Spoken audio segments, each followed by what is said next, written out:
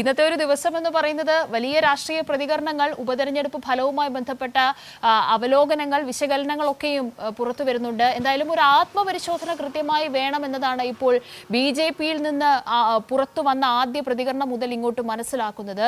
ഞാൻ നേരത്തെ പറഞ്ഞതുപോലെ തന്നെ തങ്ങളുടെ കോട്ടയാണ് എന്ന് ദീർഘകാലമായി BJP ഉറച്ചു വിശ്വസിക്കുന്ന മണ്ഡലമാണ് പാലക്കാട്.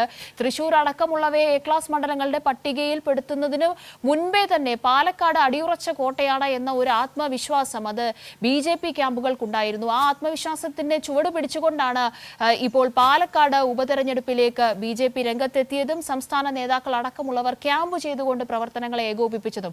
പക്ഷേ ഇതൊന്നും ജനമനസ്സിൽ ഫലം കണ്ടില്ല എന്നുള്ളത് മാത്രമല്ല, ആഭ്യന്തര പ്രശ്നങ്ങളാണ് BJP-ക്ക് ഇത്രത്തോളം വലിയ വോട്ട് കുറയാനുള്ള പ്രധാനപ്പെട്ട കാരണം, വോട്ട് ചോർച്ചയ്ക്കുള്ള കാരണം എന്നതാണോ വിലയിരുത്തൽ? പ്രത്യേകിച്ച് ശിവരാജനെ പോലെയുള്ള ജില്ലാ നേതാക്കളുടെയൊക്കെ പ്രതികരണം കഴിഞ്ഞ ദിവസം ശ്രദ്ധേയമായിരുന്നു. കെ സുരേന്ദ്രനെതിരെ ഒരു വലിയ പട ഇപ്പോൾ BJP-ക്കുള്ളിൽ തന്നെ മറുവിഭാഗത്തിൽ നിന്നുണ്ടാകാൻ പോകുന്നു എന്നതാണോ ഈ തെരഞ്ഞെടുപ്പ് ഫലം സൂചിപ്പിക്കുന്നത്? സി കൃഷ്ണകുമാർ എന്ന സ്ഥാനാർത്ഥി മാത്രമാണോ BJP-യിൽ പാലക്കാട് മത്സരിക്കാനുള്ളത് എന്ന വലിയ ചോദ്യം പ്രവർത്തകർക്കിടയിൽ തന്നെ ഉണ്ടായിരുന്നു. ആ സി കൃഷ്ണകുമാറിന്റെ സ്ഥാനാർത്ഥിത്വത്തിനുള്ള BJP പ്രവർത്തകരുടെ ഒരു പ്രതിഷേധം കൂടിയായി ഈ തെരഞ്ഞെടുപ്പ് ഫലത്തെ വിലയിരുത്താമോ?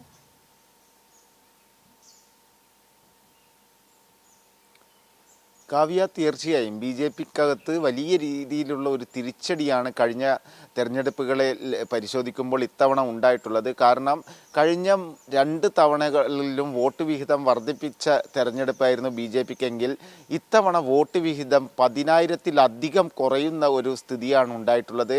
അതിൽ പ്രധാനപ്പെട്ട കാര്യം കാവ്യ പറഞ്ഞതുപോലെ തന്നെയായിരുന്നു.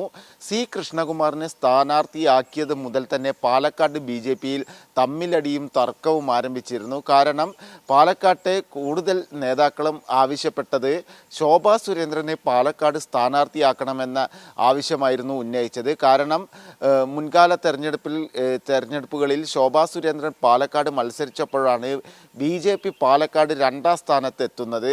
അതിനാൽ തന്നെ ശോഭാ സുരേന്ദ്രനെ ഇത്തവണ ഉപതെരഞ്ഞെടുപ്പിൽ പാലക്കാട് മത്സരിപ്പിക്കുകയാണെങ്കിൽ BJP-ക്ക് സീറ്റ് പിടിച്ചെടുക്കാം എന്ന ആവശ്യമായിരുന്നു കൂടുതൽ നേതാക്കളും തുടക്കം മുതൽ സ്ഥാനാർത്ഥിയെ നിർണയിക്കുന്നതിന് മുൻപ് നടത്തിയ അഭിപ്രായ സർവേയിൽ അടക്കം ഉന്നയിച്ചത്. 34ഓളം പേരായിരുന്നു ശോഭാ സുരേന്ദ്രനെ പാലക്കാട് സ്ഥാനാർത്ഥിയാക്കണം എന്ന് ആവശ്യപ്പെട്ടത്. 20-ലധികം പേർ കെ സുരേന്ദ്രനെ സ്ഥാനാർത്ഥിയാക്കണമെന്ന് അന്ന് ആവശ്യപ്പെട്ടിരുന്നു. 3 പേരായിരുന്നു സി കൃഷ്ണകുമാറിനെ പാലക്കാട് സ്ഥാനാർത്ഥിയാക്കണമെന്ന ആവശ്യം ഉന്നയിച്ചത്. എന്നാൽ ഈ 3 പേർ പിന്തുണച്ച സി കൃഷ്ണകുമാറിനെ പാലക്കാട് സ്ഥാനാർത്ഥിയാക്കിയതോടെയാണ് BJP-യിൽ തമ്മിലടി രൂക്ഷമായത്. അതിനാൽ തന്നെ ആ തമ്മിലടി ഇപ്പോൾ ഈ വോട്ട് വിഹിതത്തിൽ കുറഞ്ഞതിൽ നേതൃത്വം വലിയ പഴിയാണ് കേട്ടുകൊണ്ടിരിക്കുന്നത്. അതിൻ്റെ ഭാഗമായിട്ടാണ് ദേശീയ നേതൃത്വം പോലും ദേശീയ സമിതി അംഗമായ N ശിവരാജൻ അടക്കമുള്ള നേതാക്കൾ സംസ്ഥാന നേതൃത്വത്തിനും സ്ഥാനാർത്ഥിക്കുമെതിരെ രൂക്ഷ വിമർശനവുമായി രംഗത്തെത്തിയിരിക്കുന്നത്.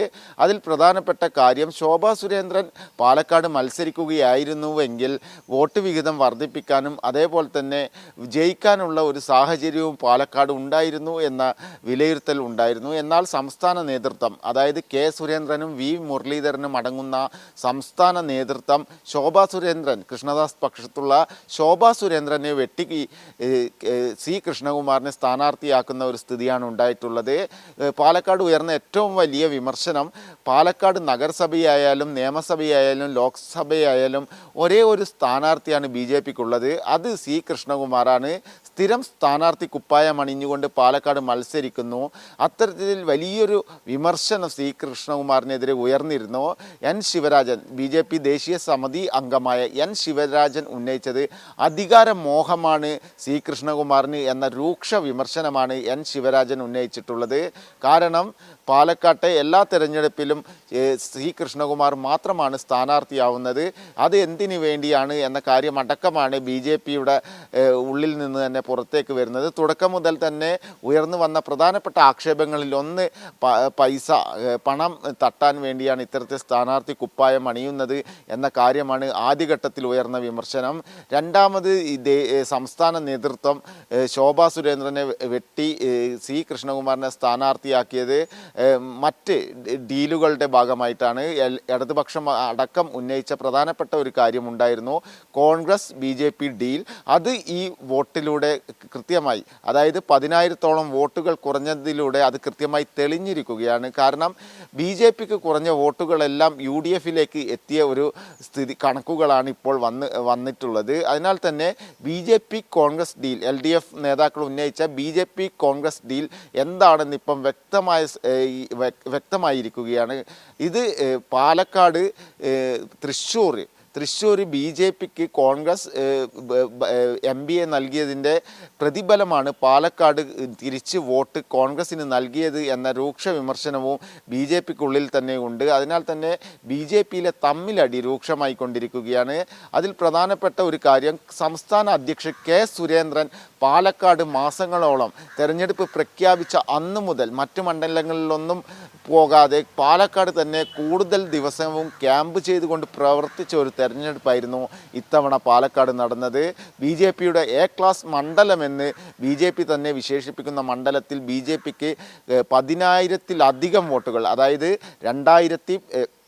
2021 നിയമസഭാ തെരഞ്ഞെടുപ്പിൽ 50,200-ഓളം വോട്ടുകൾ ലഭിച്ച BJPക്ക് ഇത്തവണ ലഭിച്ചത് 39,000 ചില്ലാനം വോട്ടുകൾ മാത്രമാണ്. കാരണം പാലക്കാട് നഗരസഭയിൽ അടക്കം ഇടതുപക്ഷത്തിന് മുന്നേറ്റം ഉണ്ടായപ്പോൾ BJPയുടെ തകർച്ചയാണ് കാണാൻ വേണ്ടി സാധിച്ചത്.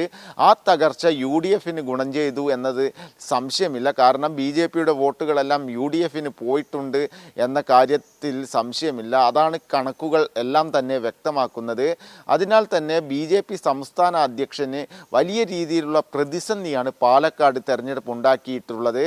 അത് BJPയുടെ വരും ദിവസങ്ങളിലെ ആഭ്യന്തര തർക്കങ്ങൾക്കും BJP സംസ്ഥാന അധ്യക്ഷൻ്റെ പദവി അടക്കം ചിലപ്പോൾ തെറിക്കാനുള്ള ഒരു സാധ്യത പോലും പാലക്കാട്ടെ BJPയുടെ ചില നേതാക്കൾ ഉന്നയിക്കുന്നുണ്ട്.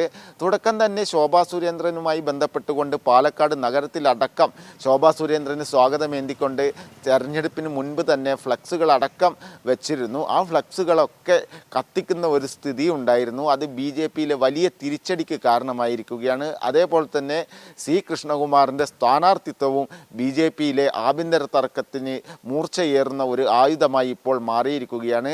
ആദ്യത്തെ BJPയിലെ വിമർശനം ഉന്നയിച്ചത് ദേശീയ സമിതി അംഗം N. ശിവരാജനാണ്. കാരണം അധികാരമോഹിയാണ് C. കൃഷ്ണകുമാർ എന്നും മറ്റാരെങ്കിലും ശോഭാ സുരേന്ദ്രനോ K. സുരേന്ദ്രനോ പാലക്കാട് സ്ഥാനാർത്ഥിയായിരുന്നെങ്കിൽ ഒരു വോട്ടിനെങ്കിൽ ജയിക്കാമായിരുന്നു എന്ന കാര്യവും N. ശിവരാജൻ ഉന്നയിച്ചിട്ടുണ്ട്. അതിനാൽ തന്നെ പാലക്കാട് BJPയിൽ തുടക്കം മുതൽ ഉണ്ടായിരുന്ന തമ്മിലടിയും തർക്കവും ഇനിയും വരും ദിവസങ്ങളിൽ രൂക്ഷമാകുമെന്ന കാര്യത്തിൽ തർക്കമില്ല. കാവ്യ.